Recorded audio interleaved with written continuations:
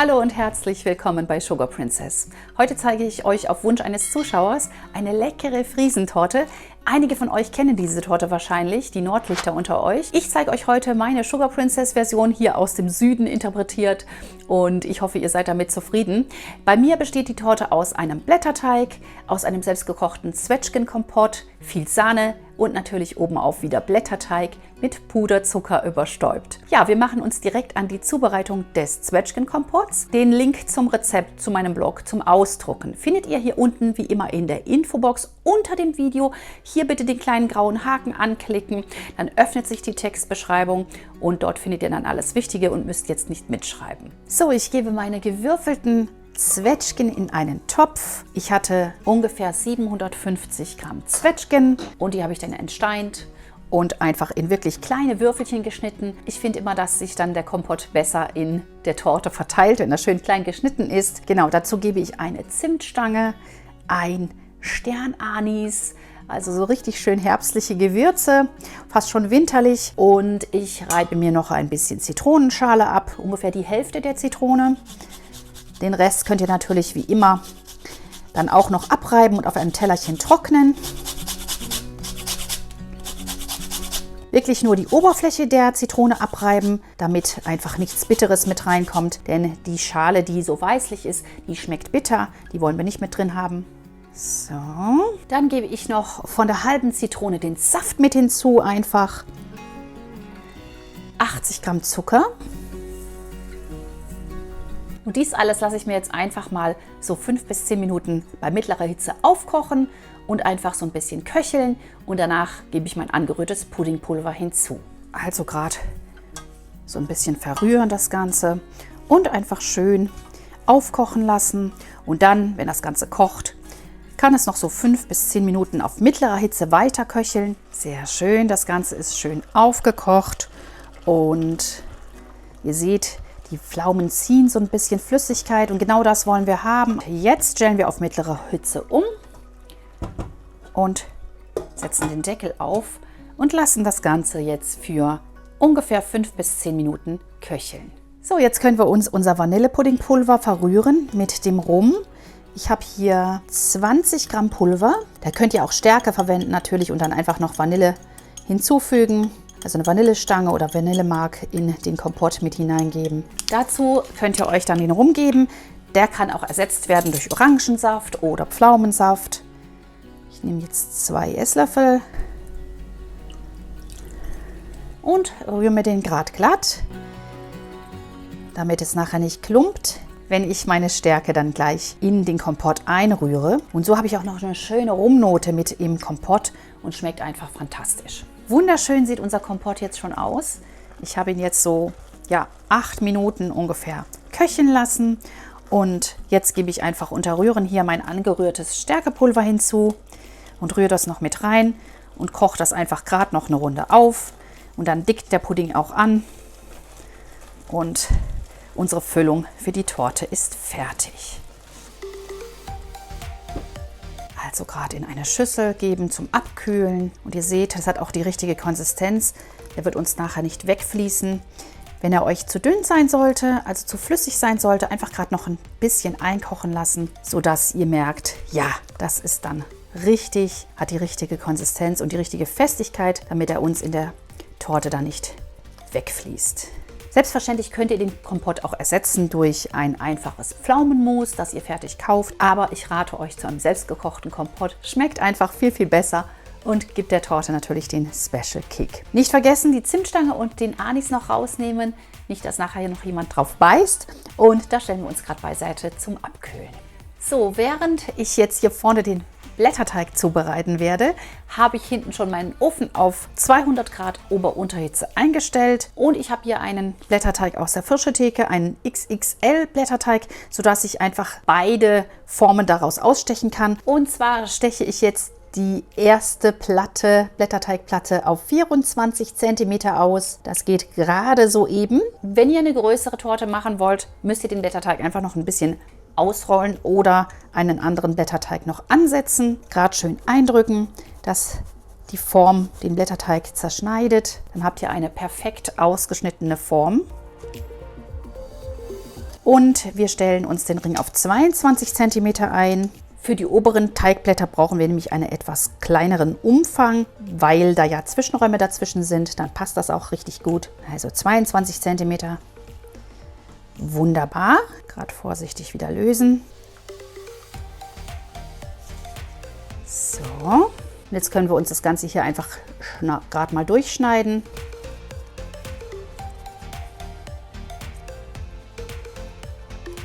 Und gerade die Ecken beiseite legen. Die könnt ihr natürlich auch mitbacken und dann zerkrümeln am Schluss und außen als Dekor um den Rand geben. So, und unsere Teigplatte, die erste, werden wir jetzt einfach gerade noch mit ein bisschen Wasser abstreichen.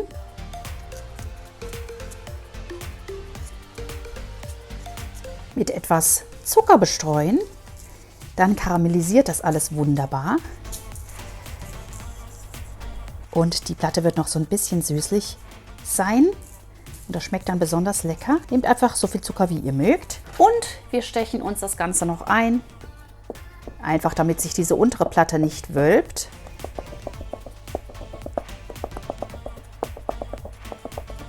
Ja, und hier nehmen wir jetzt unseren Pizzaroller und schneiden den Teig einfach in 12 Teile.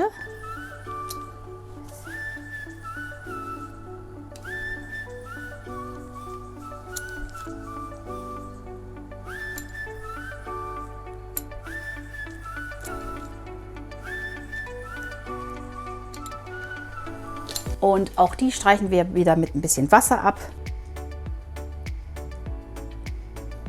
Vielleicht erst auseinanderziehen, dass sie nicht ankleben. So. Und auch noch ein bisschen mit Wasser abstreichen. Und mit etwas Feinzucker bestreuen, jedes einzelne Stück. Hier brauchen wir jetzt nicht einzustechen. Die kleinen Stücke wölben sich nicht so arg wie so ein großes Stück. Jetzt werden wir uns das hier durchschneiden und die Platten nacheinander bei 200 Grad Ober-Unterhitze ungefähr 15 bis 20 Minuten maximal backen. Los geht's mit unserer ersten Teigplatte. In die Mitte einschieben und 15 bis 20 Minuten backen bei 200 Grad Ober-Unterhitze. Super sieht unser Blätterteig schon aus. Schön hochgegangen und er wird jetzt langsam auch goldbraun. Ein bisschen muss er noch und dann wird die zweite Teigplatte gebacken. So wunderschön, unser erster unterer Boden ist fertig. Richtig schön goldbraun und karamellisiert obendrauf der Zucker. Und diese Teile, wie gesagt, die könnt ihr nachher zerbröseln, wenn sie abgekühlt sind. Und wenn ihr wollt, an die Seite der Torte noch als Schmuck drapieren. Das ist optional. Jetzt backe ich noch die oberen Teigblätter. Dann müssen wir natürlich noch die Sahneschleif schlagen und dann können wir die Torte auch schon zusammensetzen.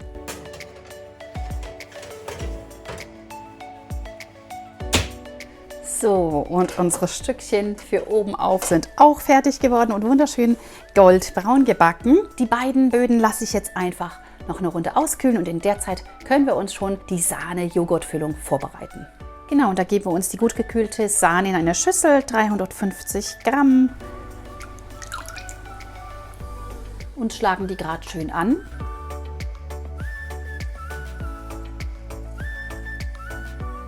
Dann geben wir unser Joghurt hinzu. Das ist optional, müsst ihr nicht machen. Ihr könnt auch stattdessen einfach ein bisschen mehr Sahne verwenden. Ich gebe jetzt noch griechisches Joghurt hinzu. Das finde ich dann besonders lecker. 150 Gramm. Und dann gebe ich jetzt noch mein Gelatinefix hinzu, 2 Beutel, das entspricht ungefähr 6 Blättern Gelatine.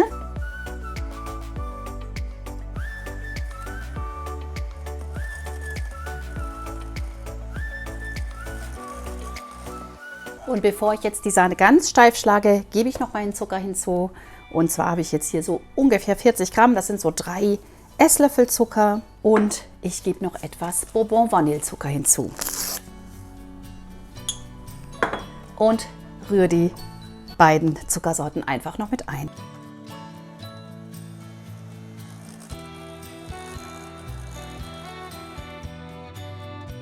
Wunderschön, unsere Creme ist fertig und kann jetzt zusammen mit dem Kompott auf unseren Boden gegeben werden. So, und ihr seht, ich habe auch schon die passende Platte ausgewählt, schön mit Segelboden. Um den unteren Boden kommt jetzt einfach unser Ring drum. Den müssen wir natürlich noch entsprechend einstellen. Möglichst eng ziehen. Und jetzt kommt hier unten auf den Boden schon mal der Kompott. Und da könnt ihr das Ganze verwenden oder auch nur die Hälfte, ganz wie euch das beliebt. Und es empfiehlt sich, diese Torte eben erst möglichst kurz vor dem Servieren zu füllen. Die muss dann natürlich noch ein bisschen kalt stehen, einfach damit die Gelatine in der Creme schön anziehen kann. Aber man sollte sie eigentlich am selben Tag noch verzehren. Und ich werde jetzt den gesamten Kompott verwenden. Ich finde es super, wenn eine dicke Schicht Kompott auf dem unteren leckeren Boden ist. Das muss für mich unbedingt sein. Schön verstreichen. Und das duftet einfach wahnsinnig lecker. Und ihr seht, der Kompott ist wunderbar, genau richtig für eine Tortenfüllung. Und jetzt haben wir hier unsere Vanillesahne und die kommt natürlich oben drauf. Und damit sie einfach schön Stand hat, habe ich jetzt noch das Gelatine-Fix mit eingerührt. Aber ihr könnt auch Sahnefest verwenden oder Sun Apart. Und auch hier natürlich wieder glatt streichen, unsere leckere Vanille-Joghurt-Sahne. Oh mein Gott, wie lecker ist das bitte?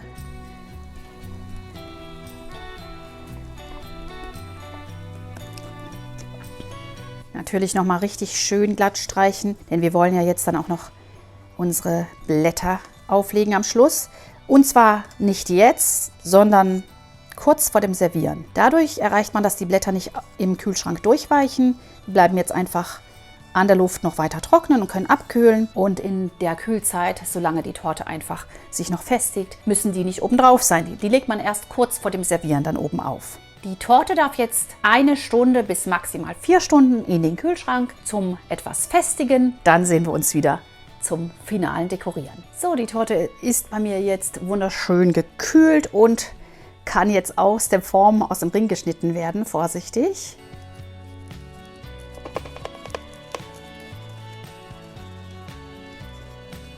Und ihr seht, die Sahne ist schön fest geworden. Ich hatte sie jetzt bei mir so 40 Minuten im Tiefkühler, aber wie gesagt, ihr könnt sie auch ganz gut 1 bis 2 Stunden in den Kühlschrank stellen, den Ring lösen.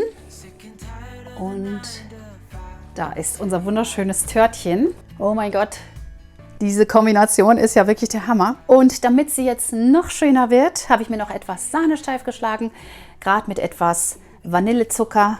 Einfach große Tuffs aufspritzen, an die wir nachher unsere Blättchen anlegen können. Ich nehme hier eine schöne große Sterntülle.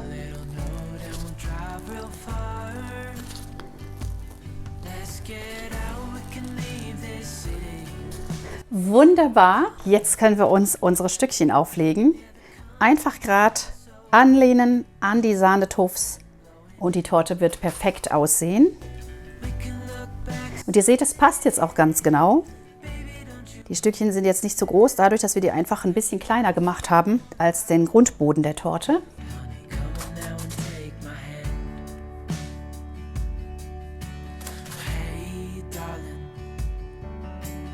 Das gibt einfach diesen wunderschönen Windmühleneffekt und ich finde, der passt besonders gut zum hohen Norden.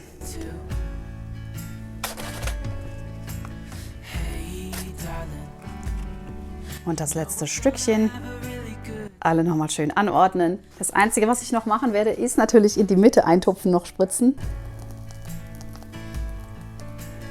Wunderschön. Und den Puderzucker. Nur ein Hauch.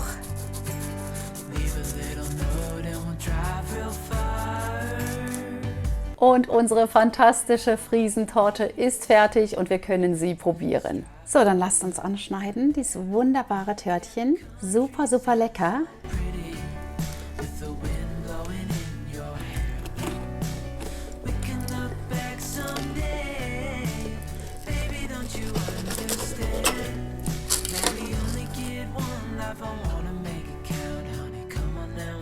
Und da kommt unsere Friesentorte. Oh mein Gott, was für eine traumhafte Torte. Wahnsinn. So, selten habe ich mich so auf ein Stück gefreut. Ich habe jetzt mega Appetit auf diese wunderschöne Torte. Ich liebe ja einfach Blätterteig und dann diese Kombination aus Zwetschge, Sahne, Blätterteig. Also, oh mein Gott. Langer Rede, kurzer Sinn. Ich muss probieren. Reinstechen in den leckeren Blätterteig. Oh mein Gott.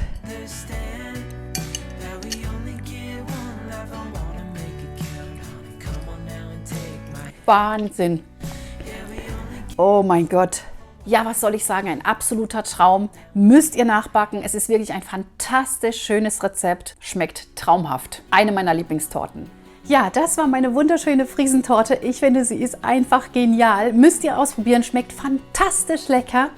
Und natürlich am besten am selben Tag noch verzehren. Ich freue mich auf eure Fotos. Schickt sie mir gerne auf Facebook oder Instagram. Alle Links dazu findet ihr auch hier unten in der Infobox. Vergesst bitte auch nicht, den Kanal zu abonnieren, wenn ihr es noch nicht getan habt. Ja, und dann sehen wir uns nächste Woche wieder zu einem neuen Video. Sonntag um 10 Uhr. Bis dahin bleibt gesund. Macht's gut. Tschüss.